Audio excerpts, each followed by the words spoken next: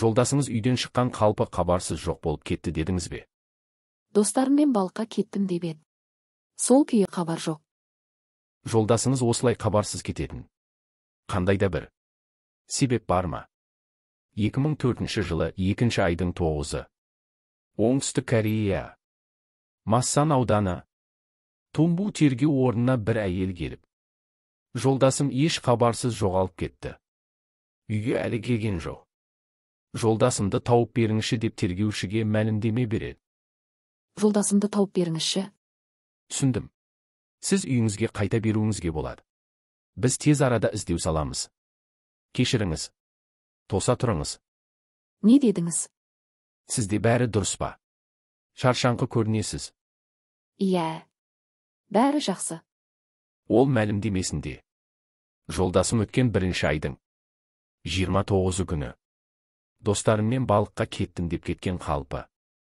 Қайтып үйге оралмады дейді. Жолдасы таксист болған. Тергеуші мәлімдемені алғаннан кейін дереу іздеу салдырады. Көп кешікпей. Массан ауданының маңындағы таудан бір кісінің мәйіті тауылады. Тергеушілер. Ол мәйіттің иесін таба алмады. Себебі мәйіттің денесін кісі танитын мүмкіндік жоқ. Шіріп кеткен. Мәйіттің кім екенін білетін. Еш мәлімдеме таппадық. Мәйіттің маңайын жақсылап тексеріңдер. Куәгер боларлықтай барлық затты алыңдар.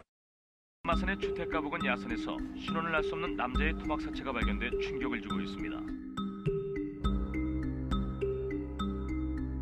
Жолдасым еш хабарсыз жоғалып кетті деген. Әлгі әйелде бір қызы бар. Қызы. Арақ ішетін кісіні ерекше жақтырмайды. Өзінің жүретін дос жігітін. Арақ ауыз түйуіне де ұйғармайды. 이게 맥주 2병만 갖다 주세요. 아니요. 됐어요. 나 분명히 술 마시는 남자 싫다 그랬지. 취하지 않게 마실 건데 뭐 어때? 나 아주 술 마시는 인간들 아주 지긋지긋해. 알았어. 안 마시면 되잖아. 앞으로도 술은 절대 입에 대지 않겠다고. 약속해. 근데 수경이 너 이렇게 술 얘기만 나오면 민감해지는 이유가 뭐야? Дос жігіті оған таңғалатын. Дос қызының неге арақ туралы естігенде соншалықты жақтырмай ыза болатынына. 나 앞으로도 명훈 씨가 술은 마시지 않았으면 좋겠어. Массан аудандағы таудан тауылған бейіттің кім екені криминалистикалық талдау бойынша анықталады. Әлгі жолдасым жоғалып кетті деп мәлімдеме берген әйелдің жолдасы болып шығады. 경찰입니다. 여쭤볼 말씀이 있어서요. 이거 임상호 씨 댁 맞죠? 예, 그런데요. Тергеушілер. Әлгі әйелдің үйіне барып былай айтады. Жолдасыңның мәйіті табылды. Ең соңғы рет жолдасыңды қашан көріп едің дегенге. 1 айдың 29 күні. Таңертең 7 сағатта достарыммен балыққа барам. Деп шыққан қалпы үйге келмеді. Содан кейін ешқандай байланыс жасай алмадық. 임상호 씨께서 사체로 발견되셨습니다. 지금 뭐라고 말씀하셨어요? 범인을 아직 잡진 못했지만 곧 잡을 겁니다. 저희 아버지가 죽었다는 말씀이세요? 충격이 크시겠지만 좀 진정하시고요. 남편분을 마지막으로 본 게 언제입니까? 지난달 29일이었어요. Тергеушілер. Қыз шешесі екеуіне мәлімдеме алып бітіп. Шығып кетіп бара жатып арасынан сөйлеседі. Не деген қызық. Жолдасыңды кісі өлтіріп кетіпті. Мәйіті тауылды деп айтып тұрғанда. Мына екеуінде ешқандай қорыққан. Уайымдаған белгі білінбеді. Жолдасының өліміне. Қыз шешесі екеуі қандай да бір байланысы бар емес па? Деп күдіктенді. 어째 별로 슬퍼 보이질 않아. 충격이 너무 커서 그런 거 아닐까요? 아무래도 두 사람의 행동과 표정이 영 이상하단 말이야. 1 айдың 29 күні. Жолдасы балыққа кеткенде бірге барған. Таксидің тізгіншісінен. Достарынан барып. Мәлімдеме алады. Балыққа барғанымыз шын. Балықтан келіп сол күні бәріміз. Кешкі 9 сағатқа дейін арақ ішіп. үйімізге тарағамыз деп мәлімдеме береді. 혹시 임상호 씨 주변에 원한 가질 만한 사람들 없습니까? 사람이 워낙 고인이거든요. 그런 사람이 어떻게 그런 일을 참 당했는지. 임상호 씨께서 술 좀 많이 하셨습니까? 꽤 많이 했죠 아마. 그 친구가 원래 한술합니다. 마셨다 하면 소주. Тергеуші қызы мен шешесі тіршілік ететін. Пәтерге барып, көршілерінен мәлімдеме алады. Көрші үйлердің айтысымен. Бұл үйде түн сайын төбелес айғай-шу болады. Жолдаса өте көп арақ ішетін кісі. Ішіп келіп күнде жанжал шығарады. Кейде әйелінің беті, көзі көгерген жүреді. Кейде ақсақтап әрең жүреді. Ол тұрмақ қызында сабайтын. Біз кейде полиция шақыратынбыз. Өлген кісіні бұлай айтқаным теріс шығар. Дегенмен жолдасына обал жоқ. Сондай көруге тиісті болатын. Деп ойлап тұрмын дейді. Тергеушілер. Қызы мен шешесі. Әкесі яғни жолдасын.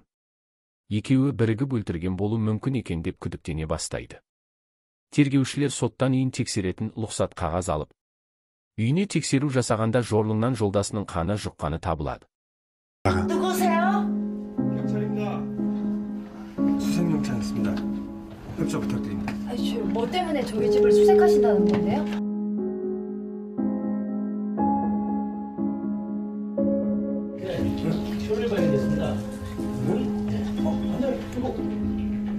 DNA 검사하면 누구 핀지 다 나오겠죠. 저는 모르는 일입니다. 보세요. 이렇게 잡아댄다고 일이 해결되는 게 아닙니다. 왜 이러세요 정말? 우리 엄마가 아니라고 하잖아요. Басында шешесі мен баласы біз емес. Біз бұл қылмысты жасағамыз жоқ деп. Біраз бет бақтырмайды. Дегенмен жорлыңнан қаны тауылып DNA шыққандықтан. Шешесі соңында өзі бар қылмысын мойындайды. 제가 더 말씀드릴게요. 제발 저만 데려가 주세요. 우리 수경이 걔는 아무것도 모릅니다. Шешесін ұстап, полиция бөліміне әкеліп тергеуге алады. Шешесі де болған барлық шындықты айтып береді. 남편분이 술만 드시면 상습적으로 그렇게 폭행을 휘둘렀단 말씀이시죠? 한동안 잠잠하면 오히려 불안할 지경이었습니다. 차라리 빨리 때렸으면 하고 말할 정도였습니다. 그렇게 한번 맞고 나면 얼마 동안은 조용해지니까. Жолдасым үнемі арақ ішетін. Ішкенде тарылтып ішпейді. Есін білмей ішеді. Сосын үйге келіп бізге тиісетін. Біз екемізді үнемі сабайтын. 제가 당하는 건 괜찮았습니다. 어린 딸, 우리 수경이한테까지도 몇백 번씩 그 사람을 죽이고 싶었습니다. Мен оның қылығын талай шыдап келдім. Ол туған қызында сабайтын. 그 인간은 짐승만도 못한. 그래서 제가 죽였습니다. Қызым жетім қалса қиын ғой. Тым болмағанда үйленгенде әкесі деген адам болса деп ойлап шыдап келгем.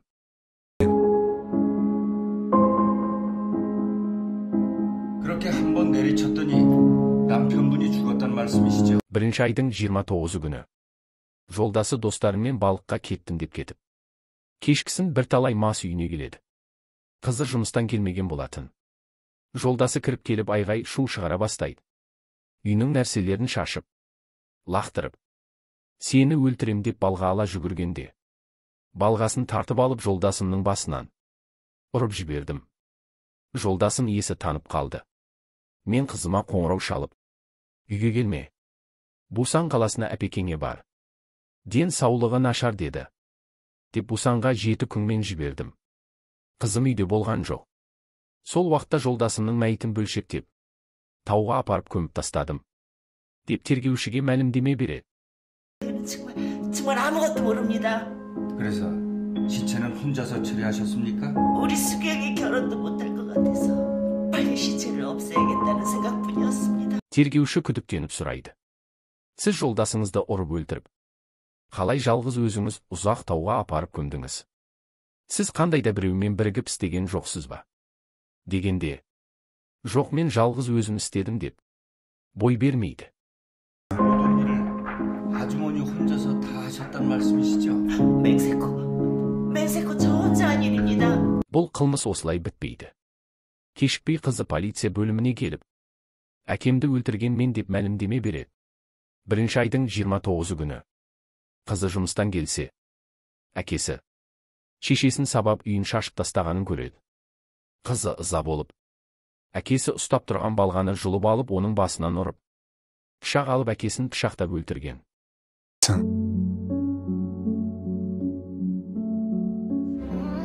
아빠 무서워. 아빠 없는 데 가서 살자. 수경아, 엄마가 미안해. 술 때문에 그러시는 거야. 아빠가 수경이 미워서 그러는 거 아니야. 아빠 미워하면 안 돼. 알았지? 드릴 말씀이 좀 우리 엄마가 아니에요.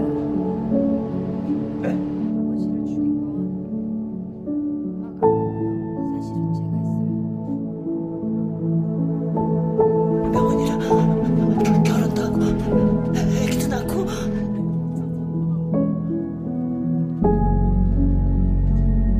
왜 그랬어? 언제 그랬어? 너 살 되는 거 보는 거였는데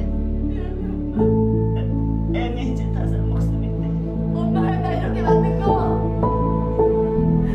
아빠 때문에. Шешесі мен қызы екеуінің соты 2005 жылы 6 айдың 2-сінде болған. Қызына әкесін өлтірген. Және де мәйітін тауға апарып көмген деген. Айып жүктеліп 8 жылмен бас бостандығынан айырылады. Ал шешесіне 2 жылдың шартты жаза беріледі.